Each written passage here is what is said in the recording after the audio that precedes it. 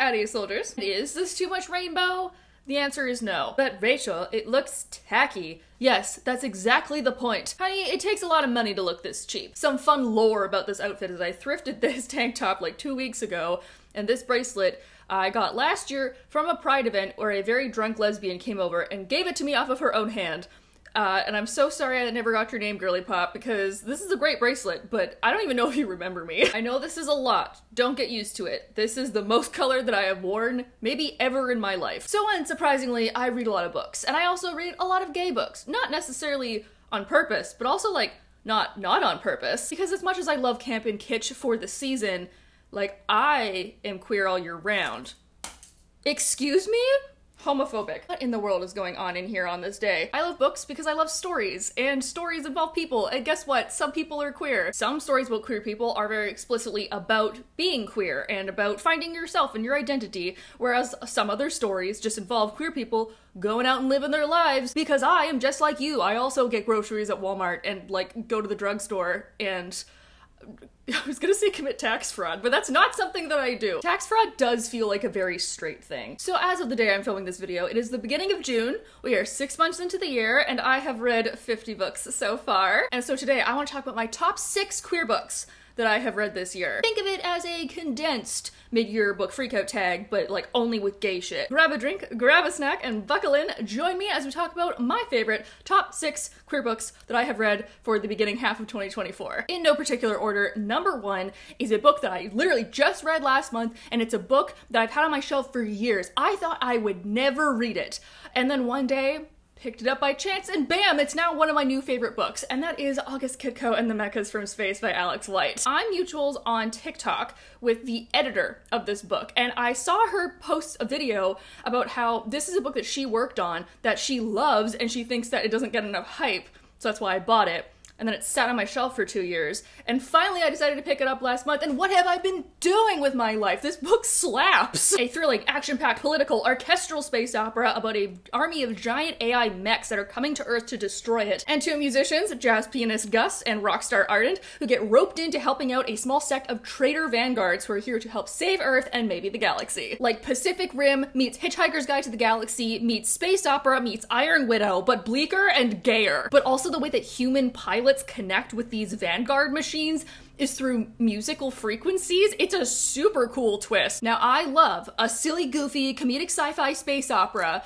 Oh my god, again? Okay, I got a different backing for this one. I hope this will keep it on. This book has a comedic tone, but the comedy balances so well with this gritty, high-stakes political battle in space, and then all these deep feelings about like what makes us human, what makes humanity worth saving, bodily autonomy. And these characters, they feel so real because they're impulsive and they're rash and they're loyal to a fault to their friends, and they're doing the best that they can. And it never feels like characters doing things to further a plot. It really does feel like you're just along for the ride, kind of watching people just do their best at the end of the world, and that's all I can ask for. I don't think it's ever explicitly stated, but Gus is either gay or queer, and he is a jazz pianist who feels so deeply and is trying to do the right thing and is so sweet to those around him. Ardent is queer and non-binary, and they are bold and brash and fiercely loyal and won't do anything half-assed or underdressed. At its star metal radioactive core, this book is about morality and humanity and control and music. This book's a little over 400 pages, but it's so full of tension and mystery that I flew through it in 3 days. The second book is one that I might be a little bit more biased towards than the others because it is a book that I moderated the launch party for,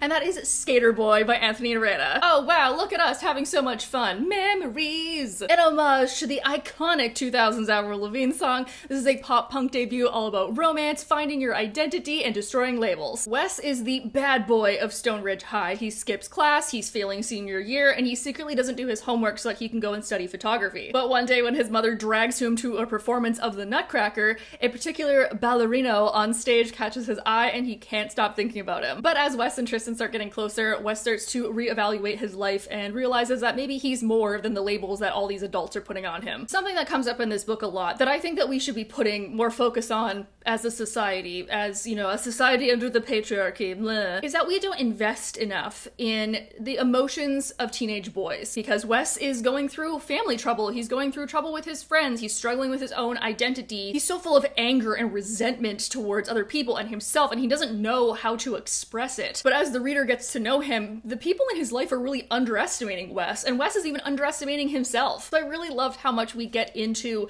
mental health awareness in teens, and particularly teenage boy friendships. There's also an introduction to intersectionality and what it's like to interracially date, as Tristan, our ballerino, is black, and his family kind of opens Wes's eyes to a couple of things in their community. It's fun, it's fresh, it's pop, it's punk. Skater Boy is the kind of book that I wish I could give to every 14-year-old, because if I got so much out of it at 28, imagine what the actual YA demographic is gonna get out of it. You know what, let's do the other YA book on this list while I'm at it, while we're here, because if there's anything gays like, it's a beautifully tailored waistcoat and some good old-fashioned yearning.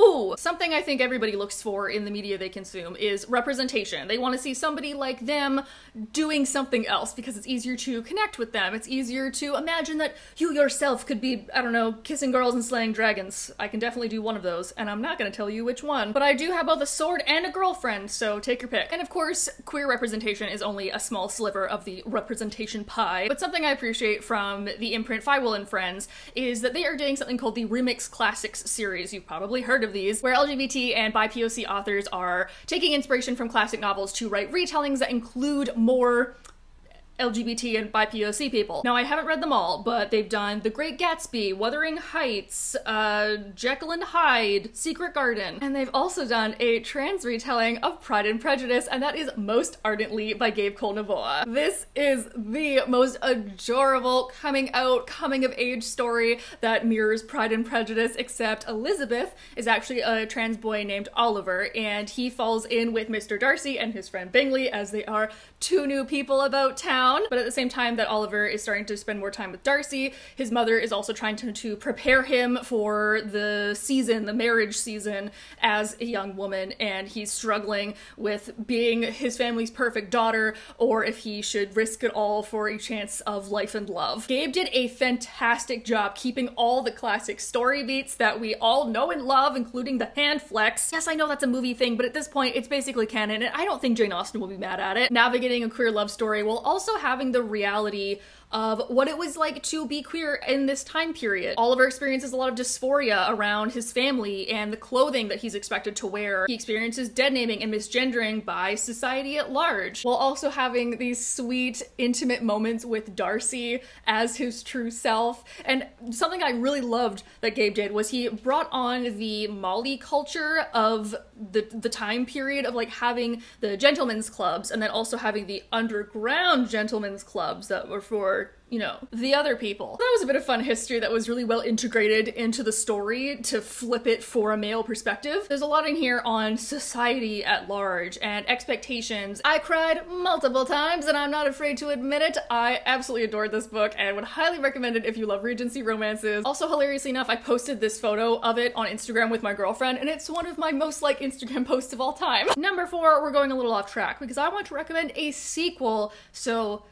by ergo, therefore here too, I guess technically I'm also talking about a book that I read last year. The sequel that I just read that knocked me on my ass is this beautiful thing, which is Sunbringer by Hannah Kanner, the sequel to Godkiller. Like, tell me that you're not at least a little bit attracted to these. In Godkiller, we are introduced to a world in the aftermath of a war between gods and men, and our main character, Kissin, is a god-killer, god assassin, who finds a god that she cannot kill, and it is attached to this young noblewoman. So the two of them end up on this journey to go to the final stronghold city of gods to gain a favor, and they're joined by this ex-knight for the now questionable king who's having this whole identity crisis of his own. And in Sunbringer, we are dealing with the fallout of all the events in here so well, but oh my god, everything's happening and none of it's good. We're dealing with cults and PTSD and gods wanting revenge. The growth of all of our characters in Sunbringer is phenomenal, particularly Inara and Skedaseth being this bonded girl and god and their own struggles with identity and like trying to grow up or like grow into your potential. The series has so much in it. It's so diverse and there's so much representation representation for so many people that I absolutely adore. Not only is this a queer normative world, but Kissin herself has a prosthetic leg, and there are people in wheelchairs, there are characters who are autistic and deaf and use sign language and are dealing with mental health issues. We go into what it's like having anxiety and PTSD. And queer normative worlds are just so much more fun in my opinion, because in our society, Earthside society, where heteronormativity is the norm, first of all, you can explore so much more plot-wise if you're not also trying to juggle, is it okay if this person likes kissing boys instead of girls? And two, now, anybody could be a love interest. What can I say? As a bisexual, I like options. And this world that Hannah Kanner has created, it's freaking bitchin' because we get god kings and stronghold cities of deities, and then what it means to stop believing in someone. And personal to me, we get a little jackalope god of white lies, who is Skedaseth, and we also get this guy who's a god of war. And not only that, but he is a deer, and he's a fucked up deer to boot. Ooh, I love a fucked up deer. Yet another gay fantasy that I read last month that gave me high emotional damage is a Jewish folklore-inspired fantasy novel based on a reimagined 19th century Eastern Europe that is full of god wars and politicking and angels and demon science, unhealthy relationship dynamics, found family, trauma, and that is the delightfully grotesque, absolutely horrific The Sins on Their Bones by Laura A. Sametin. Now this is pitched as like a dark romantic fantasy, and let me just say, okay, there a lot of shit happens in here, and it's dark. These messy gays are giving me so many feelings. Our main character, Dmitri, used to be the ruler of the country of Novosvitsevo until his estranged husband, Alexei, used dark magic to usurp him from the throne. Now, Dmitri and what's left of his court are trying to gain back the throne while Alexei dives deeper and deeper into this madness that he calls holy science that is actually just like demons. And at the same time that Dmitri is trying to find a way to take the throne back and also falling in love with his spy master, he's also starting to realize that Alexei was incredibly abusive to him. And he's dealing with all this guilt and shame around the relationship, and especially the way that he still holds this kind of twisted love for his ex-husband. It's a story about war trauma and intimate partner abuse, what it means to rule, and how to circumnavigate the divine. This gives off big Shadow and Bone Darkling, but also King of Scars Nikolai meets a strange and stubborn endurance. Cold grit with dark opulence and forbidden musty magic. And you might think that getting wasted on hard drugs to be able to talk to angels is not something that the queer community regularly does, but you'd be surprised. If you're looking for something beautiful and horrible, full of heartwarming strength, I would highly recommend this book, but maybe also check out the content warnings beforehand. And lastly is a romance novel that knocked my socks off amongst other clothing items. A romance novel that belongs to a part of a bigger series. I've said it before and I'll say it again. This series has transcended its original plan, and it's just gotten gayer and gorier and more thrilling, and I absolutely adore it. So, final book on this list is Midnight Ruin by Katie Robert. The Dark Olympus series started off as this like smutty Greek god contemporary retelling. Again? Are you for real? Oh my god, you are not being an ally right now. This is a spicy contemporary romance series that centers the city of Olympus, where the titles of gods don't make you gods, but there are positions of power, and so we follow various people in the pantheon as stuff happens. But it turned from this kind of one-off little smutty Greek retelling into this full-blown like mafia story that's also kind of magical. Now, Katie Robert herself is a legend of spicy romance, and every character in her book series are bisexual until proven otherwise. Midnight Ruin is the 6th of the series, and I think the 3rd threesome that we get. This is a story of Eurydice, Orpheus, and Charon. Eurydice and Orpheus being estranged exes who are now finding each other back in one another's lives, and Charon, who is Hades' right-hand man, who is trying to keep both of them safe while the magical barrier around Olympus is slowly falling. I really love the way that Katie Robert writes her thruples, because of course the tension is that everybody has different dynamics with one another, and depending on how well you know someone or how far you're willing to go for someone else, that's gonna get in the way. The communication is so good, and it makes these characters all the more relatable and wonderful. Eurydice is also sisters with Persephone and a couple other people in the upper city, so she has this whole sibling dynamic, and she's trying to figure out who she is as like the baby of the family. But then Orpheus is her ex-partner, and he was involved in this thing, no spoilers, from an earlier book that made her lose trust in him, so he's trying to gain it back. And then Charon is trying to step outside himself as Hades' right-hand man, but then also like trying to still be loyal to his friend, and then also maybe falling in love with people that he wasn't expecting to, and he's having this whole crisis. And of course, the sexy times are 5-tier spice. I'm putting this at the top of my list because of the way that these characters interact. Because yeah, spice is fun and all, but like, why do I like them? And why do they like each other? Because they can't all just be like, oh my god, everybody's so hot, I want to sleep with them. Like, you have to have a connection on a deeper level. Maybe pun intended, but I don't know, make them all bond over like Xbox or Drag Race or something. The Dark Olympus series is here, is queer, and is bringing back power dynamic play like nobody's business. And I think that is that on that. Oh, actually that's nice. It's getting warm in here. Oh, actually, before I go, let me give an honorable mentions. One that I just finished that I thought was great, but not quite good enough to make top 6 of the year was The Blue Stockings Guide to Decadence by Jess Everly. This is 3rd in the Lucky Lovers of London series. Last year I read a rule book for Restless Rogues and absolutely adored it, and this is a sapphic book from her, where a book shopkeeper in a lavender marriage and a lady doctor are drawn together through this societal scandal. This book is literally the epitome of, are you gay? Yeah, I'm fucking gay. Are you gay? Yes, bitch. Watching Joe and Emily fall in love, and then Emily and her family dynamics were so wonderful. And I have a lot to say about it, but we'll save those thoughts for the end of the month during my monthly wrap-up, so you'll just have to subscribe and follow along until I post that video. And the other one is this amazing fantasy novella that just happens to be gay,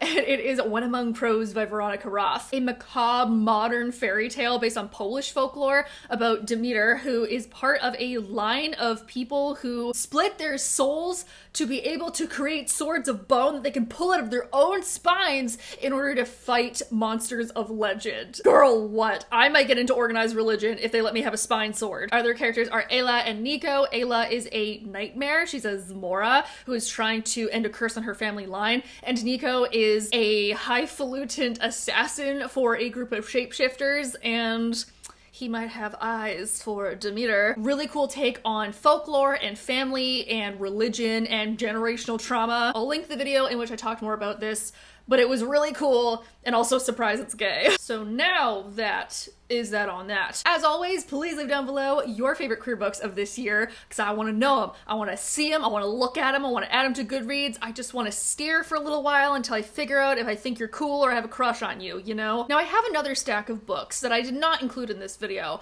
that is my other highly anticipated queer books for the rest of the year. I literally have a stack on my coffee table that I'm making eyes at, and I've already been talking for like 2.5 hours, and I know this video is probably going to condense down into like 20-25 minutes, but that's long enough, my god. So I don't know if you don't already follow me on TikTok or Instagram or something, because that's where I do more like TBR videos and unboxings. It's also going to be my birthday this weekend. I'm going to be 29, which kind of feels like a made-up number. But I'm really looking forward to spending it with friends and family and doing some ridiculous party games and perhaps getting gift cards so I can go buy more queer books. Because once again, can you ever have enough rainbows?